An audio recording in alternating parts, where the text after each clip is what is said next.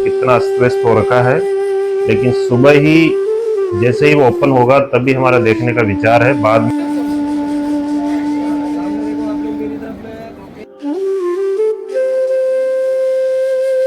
नमस्कार दोस्तों, welcome to my channel. स्वागत है आपका एक और नए ब्लॉग में। पीछे आपको ये लाल बलुआ पत्थर से बनी हुई इमारत दिखाई दे रही होगी। विश्व विरासत स्थल में ये शामिल है। पूरा लाल पत्थर दिखाई दे रहा होगा आपको। लाल पत्थर से आप समझ ही गए होंगे रेड फोर्ट है ये, लेकिन रेड फोर्ट ये दिल्ली वाला नहीं है।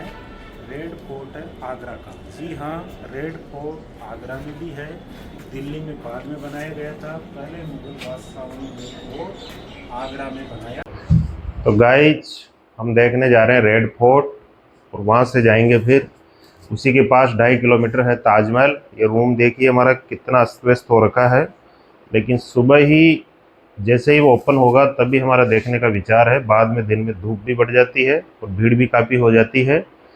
तो चलते हैं अपन अब रेड फोर्ट की तरफ। पास ही हमने होटल लिया है, यहीं से रेड फोर्ट में।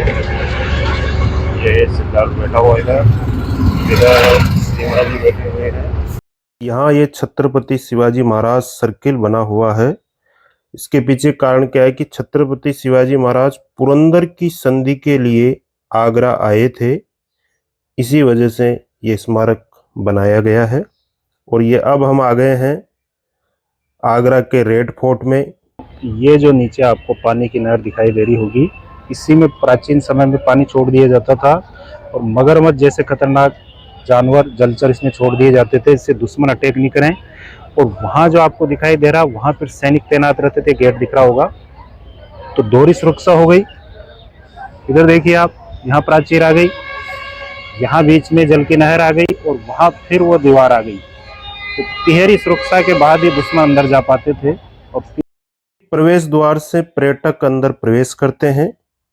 पहले के समय लाहौर द्वार ये कहलाता था, वर्तमान में इसका नाम अमर सिंह द्वार है। इसके अलावा एक और दिल्ली द्वार है जो आम जनता के लिए खुला हुआ नहीं है, उसको भारतीय सेना इस्तेमाल करती है। जी हाँ, इस किले का आधे से अधिक भाग वर्तमान में भारतीय सेना इस्तेमाल करती है। पहले ब्रिटिश सेना, उससे पहले मुगल कालीन सेना यहाँ रहती थी। टिकट लेने के बाद बाहर काउंटर पे टिकट मिल जाएगा। हम अंदर बढ़ेंगे तो जो ही आपको ये बहुत ही सुंदर भव्य इमारत दिखाई देगी। आज भी वर्तमान में भी ये इसका रखरखाव मेंटेनेंस अच्छा खासा हो रखा है। बहुत ही शानदार ये इमारत है। सर्वप्रथम लोधी वंश के सिकंदर लोधी ने आगरा को राजधानी बनाया। उस समय कुछ इमारतें बनी, लेकिन ये वर्तमान कालीन अवस्था में तब नहीं था। बाद में पानीपत के युद्ध में बाबर को विजय मिलने के बाद बाबर ने यहाँ बावड़ी बनवाई। हुमायूं, बाबर का जो पुत्र था, उसका राज्याभिषेक इसी दुर्ग में हुआ। और वर्तमान जो स्थिति आप देख रहे हैं, तो लाल बलुआ पत्थर से, धौलपुर के लाल बलुआ पत्थर जो राजस्थान में है धौलपुर, उससे पुनर्निर्मित कराया गया। पूरा भाग जो आप देख रहे होंगे, भीतर वाला भाग ईंटों का बना हुआ है, बाहर वाला पत्थरों से बना हुआ है। ईंटों के ऊपर चूने का लेपन किया गया है। प्राचीन इमारतें इसी तरह बनती थी। 1565 में लगभग इसका निर्माण शुरू हुआ था, और 1573 ईस्वी में इसका निर्माण पूरा हो गया। और अकबर के समय अकबर ने इसको केंद्र स्थिति बनाया अपने शासन की। बाहर से जो भी राजा आते थे समझौते के लिए, व्यापार के लिए, विदेशी भी यहाँ पर आए, तो उसके समय इस इमारत का महत्व बढ़ा। तो इस किले में जो भी इमारतें अपने को दिखाई देगी वो बाबर के समय की बनी हुई, अकबर के समय, बाद में उसके पुत्र जहांगीर के समय की। हम प्रवेश करेंगे खास महल में। नाम से ही दिख रहा है, खास व्यक्तियों के लिए, स्पेशल जो लोग होते हैं उन्हीं के लिए बनाया गया था। इस सामने अंगूरी बाग आपको दिखाई दे रहा है। अंगूर की बेल कश्मीर से लाकर, ऐसा कहा जाता है, वहाँ की मिट्टी मंगाई गई, वहाँ से लाकर ये लगाई गई, क्योंकि यहाँ की मिट्टी जलवायु से अनुकूल नहीं थी कि अंगूर की खेती यहाँ की जा सके। प्राचीन समय में यह फव्वारे भी चलते थे जिससे शीतलता मिलती थी।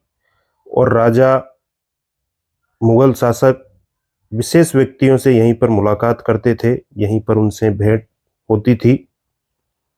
ये जो सफेद संगमरमर की आपको इमारत दिखाई दे रही है, सफेद संगमरमर का काम शाहजहां के समय होने लगा। ये कहीं जो यूज में नहीं आ रही, बंद कर दी गई है। यहाँ पर आप उस समय की डिटेल, जो बाबर की बावड़ी लिखा हुआ है, तो बाबर ने जब पानीपत के युद्ध में लोधियों को हरा दिया, तो इब्राहिम लोधी के महल में उस समय बाबर रुका था और उसने वो बावड़ी बनवाई थी। तो ज्यादा अधिक निर्माण बाबर नहीं करा पाया, लेकिन वो बावड़ी आज भी यहाँ मौजूद है। तो उन्हीं को देखते हुए हम आगे बढ़ेंगे। और सफेद संगमरमर का ये जो काम दिखाई दे रहा है, ये सारा काम शाहजहां के समय हुआ। उससे पहले लाल बलुआ पत्थर से ही सारा काम होता था। शाहजहां ने जो भी इमारतें बनाई सफेद संगमरमर से बनाई। यहीं से आपको शाहजहां द्वारा निर्मित ताजमहल भी दिखाई देगा। यमुना नदी के तट पर ही स्थित है ये रेड फोर्ट। और रोशन आरा शाहजहां की पुत्री थी। इस इमारत का निर्माण उसने अपनी पुत्री के लिए कराया। यहां से भी ताजमहल का आपको भव्य नज़ारा दिखाई देगा। ये जो बीच में आपको नहर दिखाई दे रही है, इसी नहर में पानी भर दिया जाता था प्राचीन समय में, यमुना नदी से लाकर, और उसमें मगरमच्छ छोड़ दिए जाते थे, इससे कि किले की सुरक्षा भलीभांति हो सके और दुश्मनों के आक्रमण से बचा जा सके। यहीं आपको पत्थर पर, सफेद संगमरमर पर ये बारीक कारीगरी दिखाई देगी। ऐसा कहा जाता है कि मुगल वंश के पतन के समय जब भरतपुर राजवंश का यहाँ पर अधिकार हो गया, तो उन्होंने यहाँ पर कई इमारतों में आग लगा दी। उस कारण इनका रंग थोड़ा डार्क हो गया है। और कहीं कीमती पत्थर ब्रिटिश कालीन समय में अंग्रेज यहाँ से विदेश म्यूजियम में ले गए, उनके स्थान पर दूसरे पत्थर लगा दिए गए।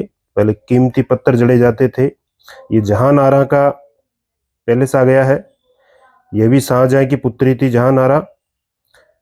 यहाँ पर इसी झरोखे में बैठकर बाहर इधर से नदी के साइड से ठंडी ठंडी हवा, यहाँ पर प्राचीन समय में फ्लेवर्ड पानी होता था, उससे महक आती थी। और मानो ये बंदर भी इतिहास की इसी व्यथा को याद कर रहा है।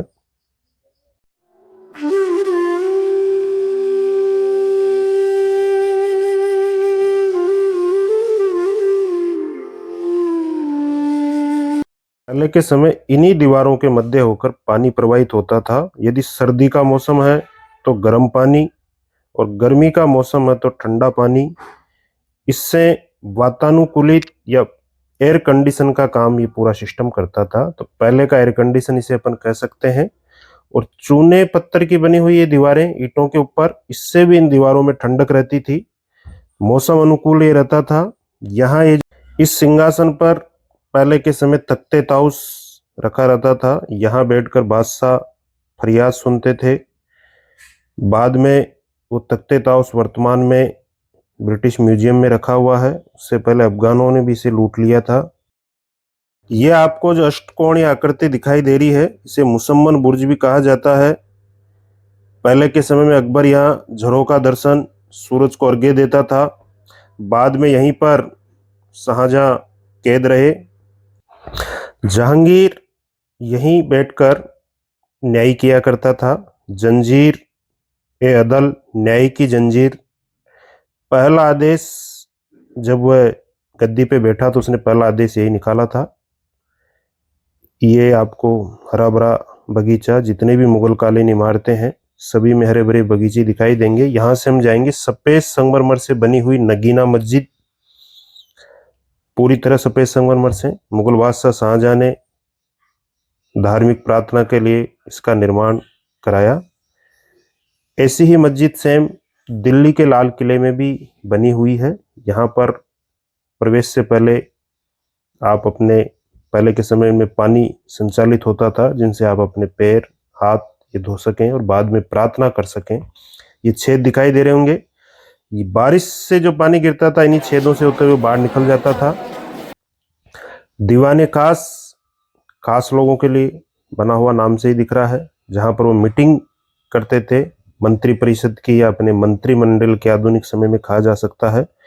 बाहर की तरफ ये आ गया है, दीवाने आम, आम व्यक्ति भी यहाँ पर फरियाद लेकर आ सकते थे, तो यहीं तक आम व्यक्तियों का प्रवेश होता था, अंदर दीवाने खास में उनका प्रवेश नहीं होता था।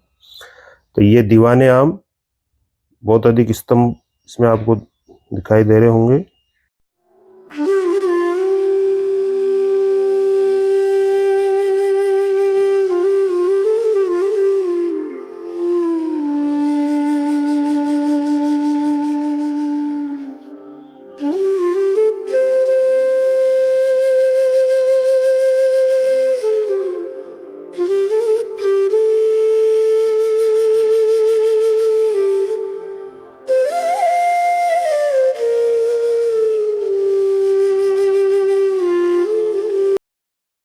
ये जहांगीर का हौज स्विमिंग पूल एक कांच में एक ही पत्थर से बना हुआ है, स्नान के लिए काम में लिया जाता था।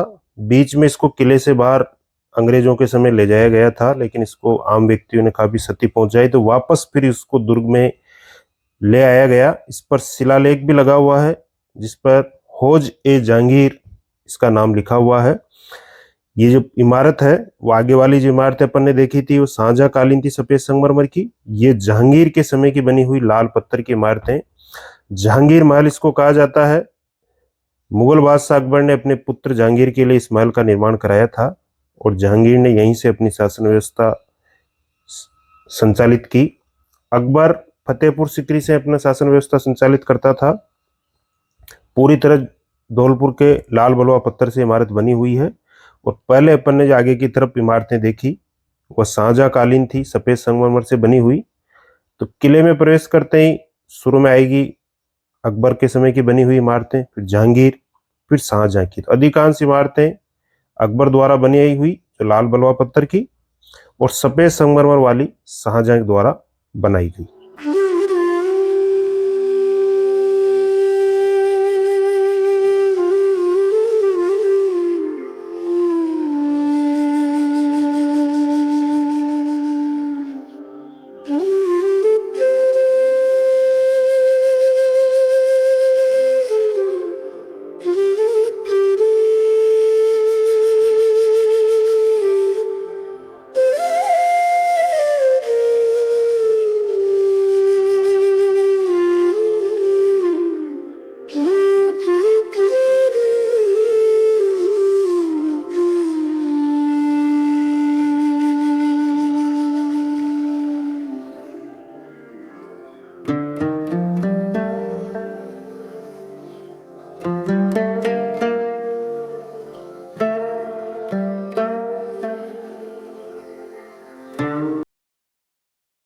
गजनी दरवाजा, ये ब्रिटिश शासक जो जब अफगानिस्तान पे हमला किया तो वहां सर ये गजनी प्रांत से लूट के लाए, और उन्होंने ऐसा प्रचार किया है कि महमूद गजनवी सोमनाथ से जो चंदन के द्वार ले गया था वही द्वार हम लेकर आए हैं, लेकिन ऐसा उन्होंने भारतीय जनता को भ्रमित करने के लिए किया।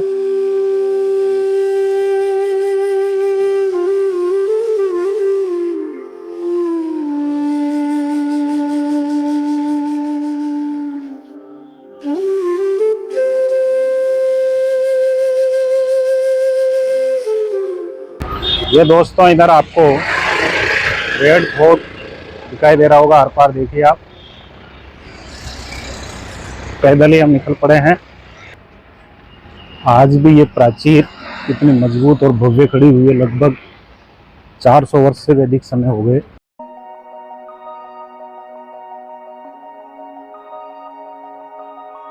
वीडियो आपको अच्छा लगा तो लाइक करें, शेयर करें एवं चैनल को सब्सक्राइब करें। अगले ब्लॉग में फिर मिलेंगे। घूमेंगे भारत, जानेंगे भारत, दिखाएंगे आपको भारत। जय हिंद।